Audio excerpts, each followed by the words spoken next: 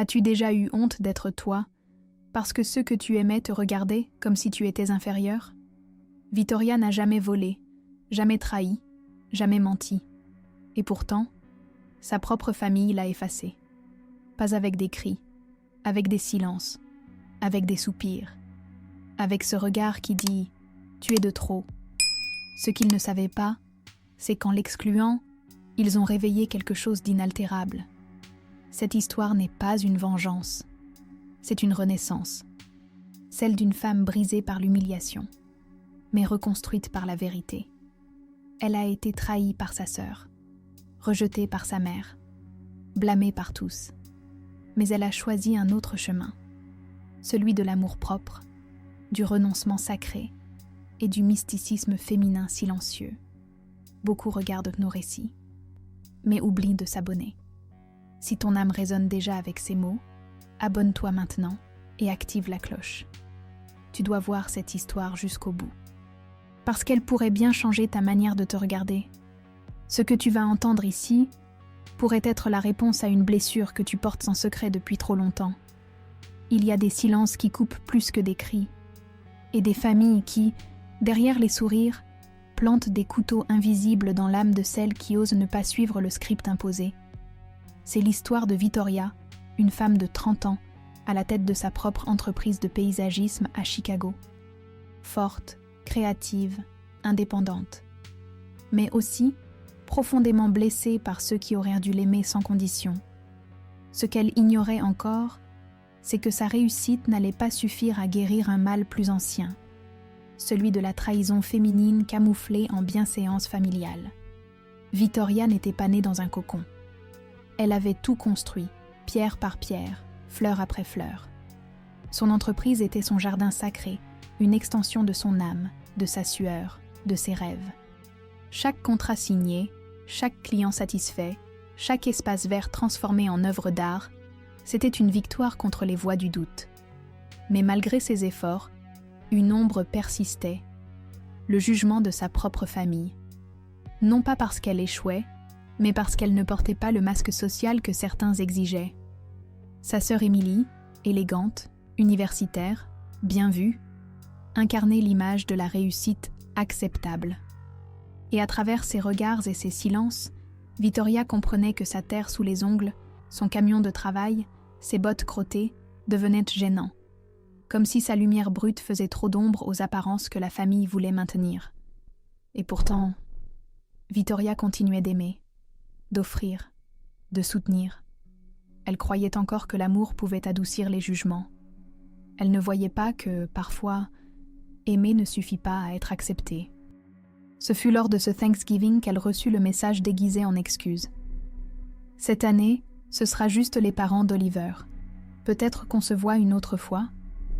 Une phrase banale, mais derrière, l'exclusion, le rejet, le désir de ne pas l'avoir à table parce que sa présence dérangeait. À cet instant, quelque chose se brisa. Une fracture invisible, mais définitive.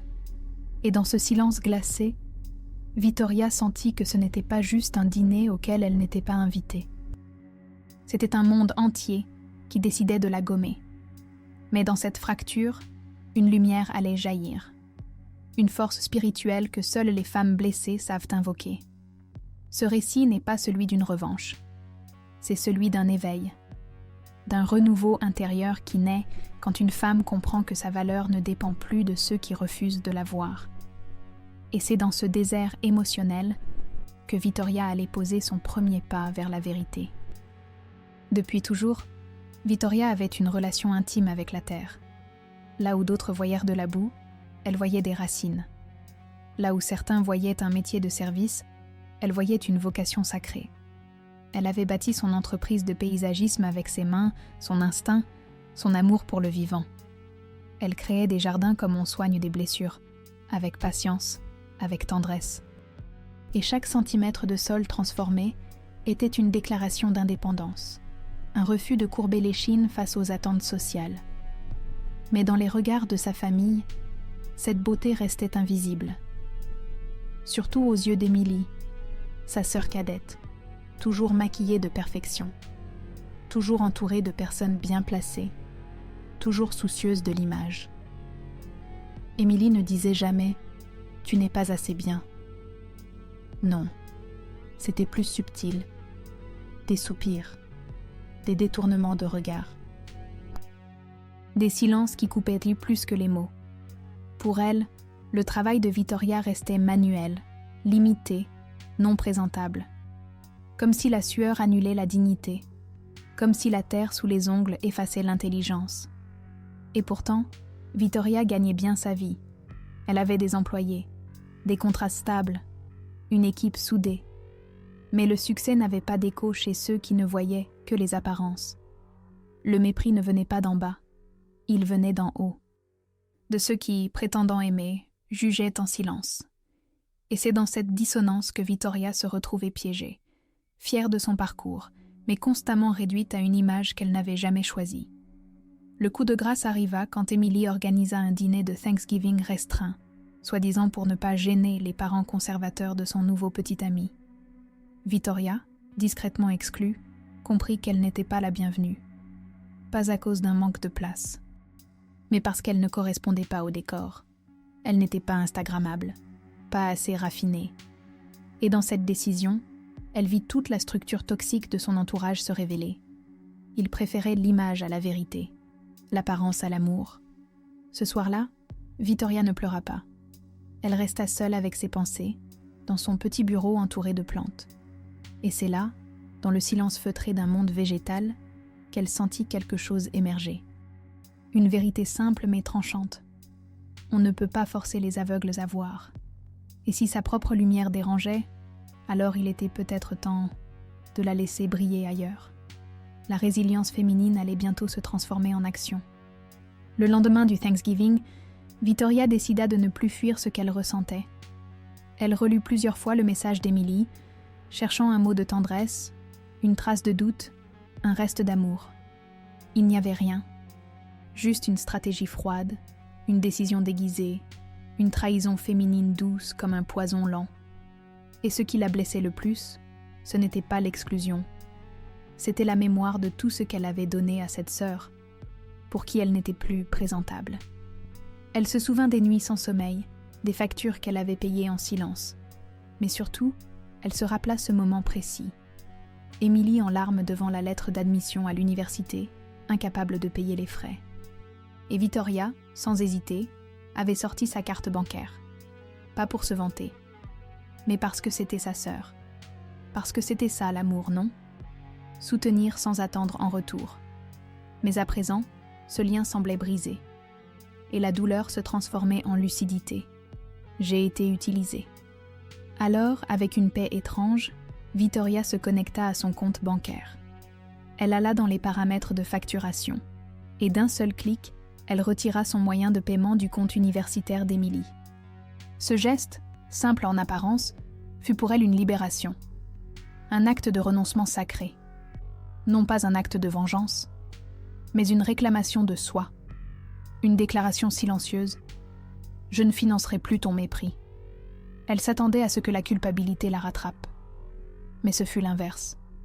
Elle se sentit plus légère, comme si un nœud invisible venait de se défaire dans sa poitrine. Ce n'était pas l'argent qui comptait, c'était ce qu'elle disait d'elle-même. Et ce jour-là, Vittoria comprit une chose essentielle. Aimer quelqu'un ne signifie pas s'effacer pour lui. L'amour sans respect est un contrat toxique, et elle venait d'en sortir. Mais l'histoire ne s'arrêtait pas là, car toute lumière naissante attire les ombres. Et en retirant son soutien, Vittoria allait réveiller une avalanche de réactions, de cris, de manipulations, de vérités longtemps enfouies. Et c'est là que le vrai début de sa transformation par la douleur allait commencer. Lorsque Vittoria coupa le lien financier, ce ne fut pas un simple arrêt de paiement. Ce fut une onde de choc. Émilie, habituée à vivre sous l'aile discrète de sa sœur, sentit le sol s'effondrer sous ses pieds. En quelques jours, les emails de l'université se transformèrent en alerte de suspension, puis en menace d'annulation de cours. Elle tenta de recontacter Vittoria, mais chaque message, chaque appel, tomba dans le vide. Ce n'était pas de la haine. C'était un silence sacré. Le même que celui qu'on entend quand une porte se ferme, définitivement. D'abord, Émilie joua la carte de l'émotion. Message long, voix tremblante, souvenirs évoqués. Puis vint la colère. Des textos secs, pleins de reproches. Et enfin, le masque tomba. Leur mère appela, accusant Vittoria de cruauté. Mais Vittoria restait droite, enracinée dans sa décision. Elle savait que derrière les mots doux se cachaient les anciens mécanismes de manipulation émotionnelle. Et cette fois, elle refusait d'en être la victime. La vérité, cependant, avait ses propres ailes. Le petit ami d'Emily, Oliver, découvrit que ses études n'étaient pas le fruit d'un mérite solitaire, mais le résultat d'un sacrifice silencieux. Et ce détail, pourtant si humain, brisa quelque chose chez lui. L'image soigneusement construite par Emily s'effondra. Il se sentit trahi, utilisé. Et sans grand discours, il mit fin à leur relation. Ce jour-là, Emily perdit plus qu'un financement. Elle perdit son masque. Furieuse, elle se rendit chez Vittoria, en plein jour, sur son lieu de travail. Elle cria, elle accusa, elle pleura. Les employés, choqués, assistèrent à la scène. Mais Vittoria, calme, demanda poliment qu'on raccompagne Emily hors des lieux. Ce fut un moment de puissance silencieuse. Une libération après l'humiliation.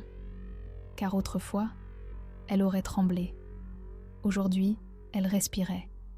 Elle n'était plus à genoux devant la violence déguisée.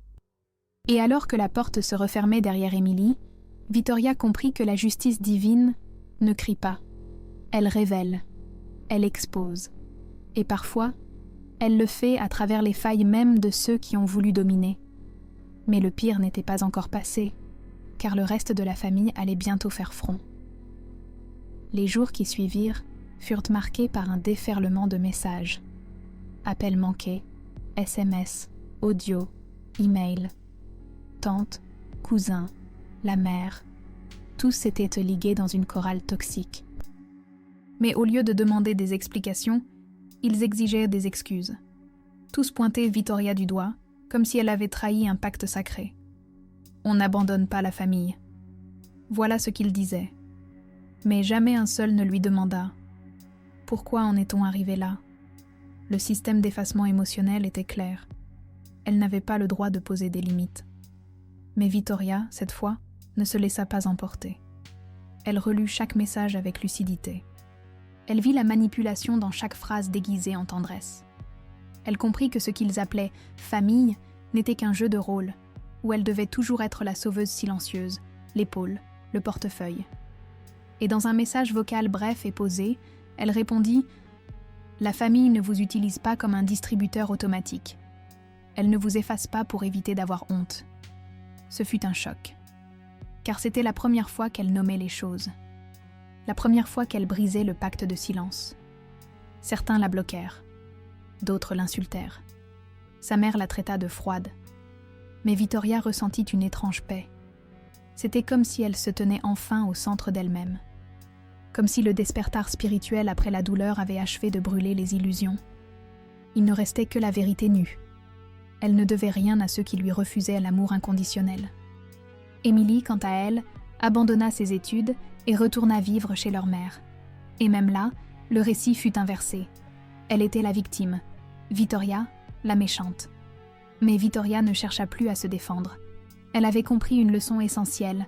Se justifier auprès de ceux qui refusent de vous voir, c'est nourrir le mensonge. Et elle avait cessé d'alimenter les ruines. Maintenant, elle bâtissait ailleurs, plus haut, plus vrai. Mais cette reconstruction ne se fit pas dans la vengeance. Elle se fit dans l'ancrage, dans la création. Car Vittoria allait transformer sa douleur en expansion. Et ce qui venait maintenant allait dépasser tout ce que sa famille croyait possible. Après l'incident sur son lieu de travail, Vittoria crut qu'un silence s'installerait. Mais ce fut l'inverse. Son téléphone devint une source inépuisable d'agressions voilées. Messages de la mère, des tantes, même de cousins éloignés qui n'avaient jamais pris de ses nouvelles. Tous la suppliaient, la blâmaient, la manipulaient. Certains disaient « Elle est jeune, elle a fait une erreur ». D'autres accusaient C'est inhumain ce que tu fais à ta propre sœur. » Mais personne ne parlait du respect qu'on lui avait refusé. Vittoria les lut tous, un par un. Et à chaque mot, elle sentait une vieille chaîne se briser. Elle comprit que cette famille n'avait jamais voulu la voir comme elle était. Elle n'était qu'une source. Une poche sans fond de soutien, une présence utile mais gênante. Et désormais qu'elle avait dit non, elle devenait l'ennemie. Mais c'est précisément dans ce rejet collectif qu'elle trouva sa résilience féminine. Elle n'était plus seule. Elle était libre.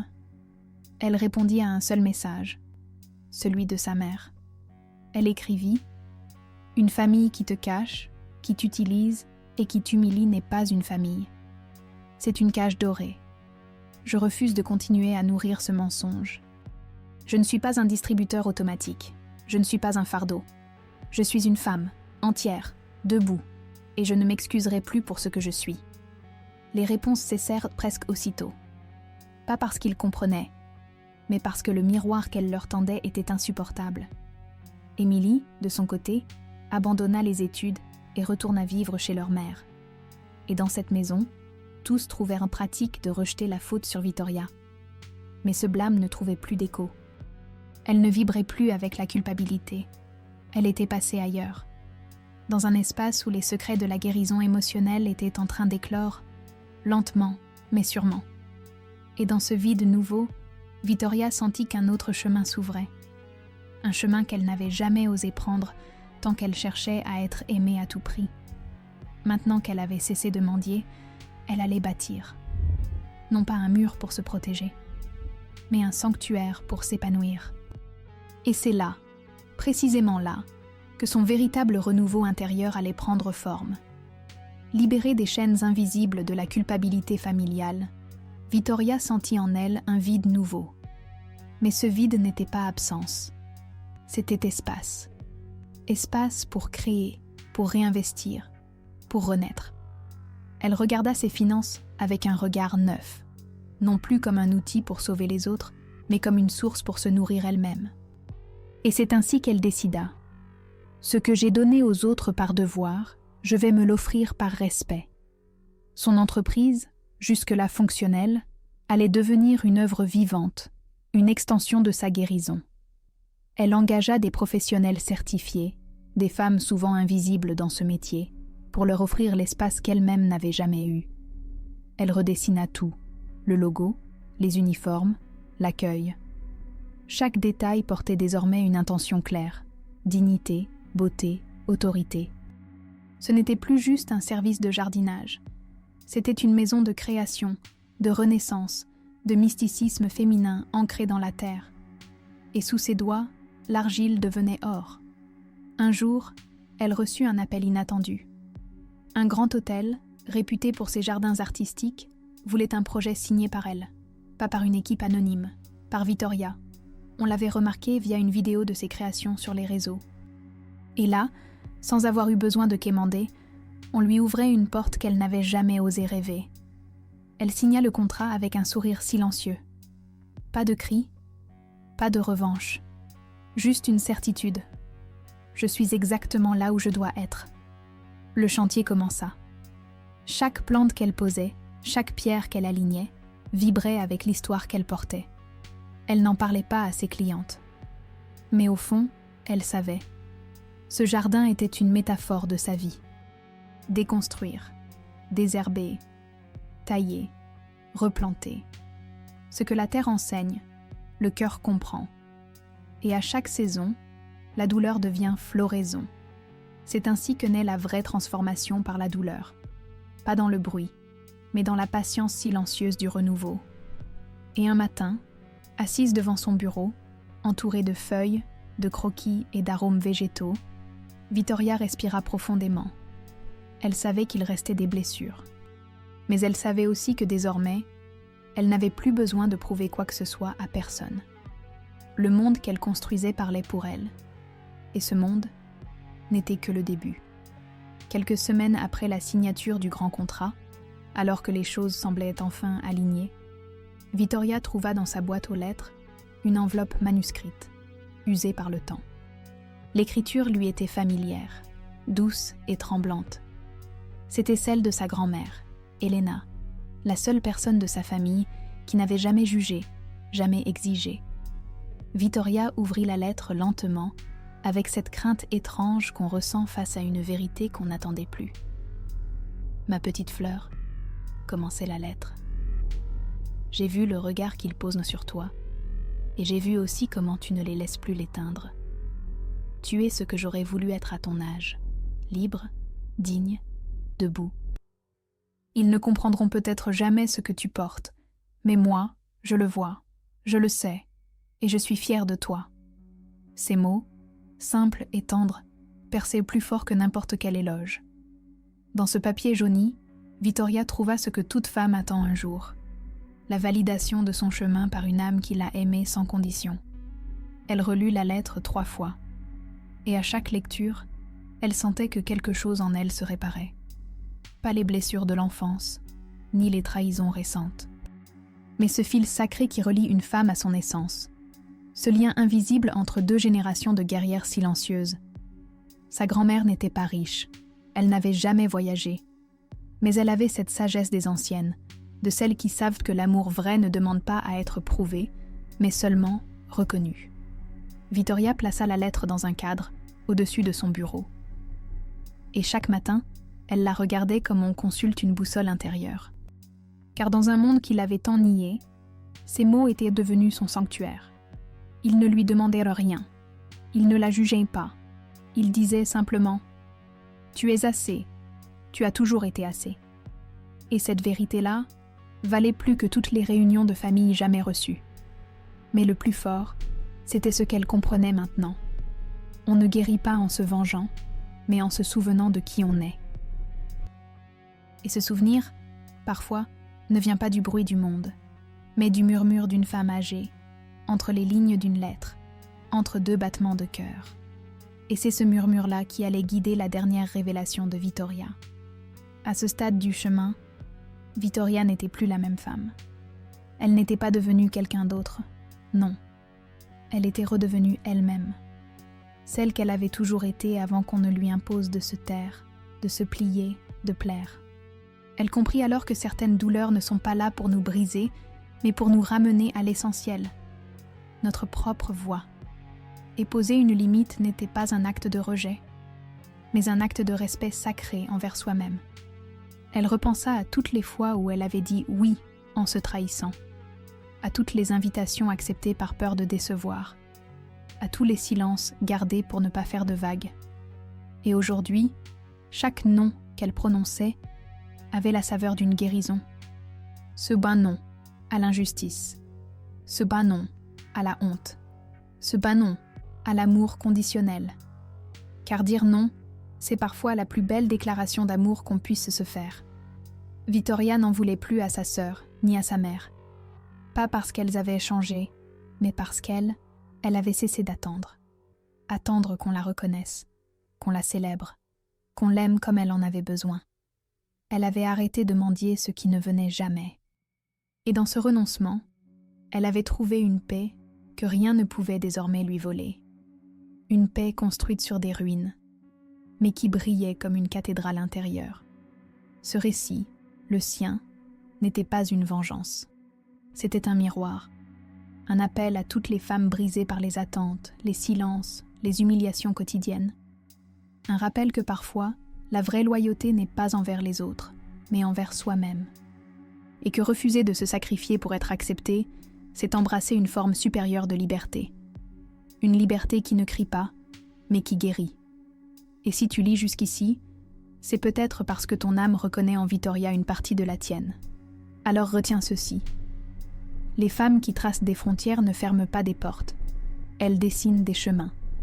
Et ce chemin, s'il est né de la douleur, est aussi celui qui mène à la lumière la plus rare, celle qu'on a allumée soi-même.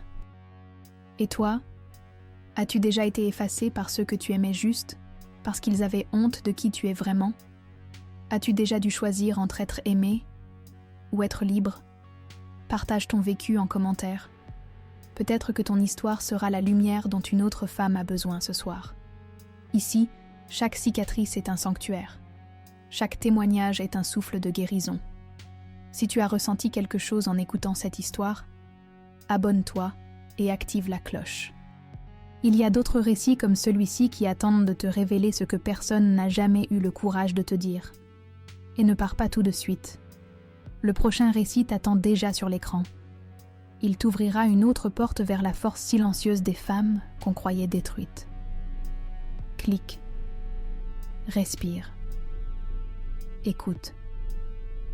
Et souviens-toi, les femmes qui posent des limites ne détruisent rien. Elles sauvent ce qui leur reste de sacré. Avec amour et mystère sacré, cicatrice de l'âme.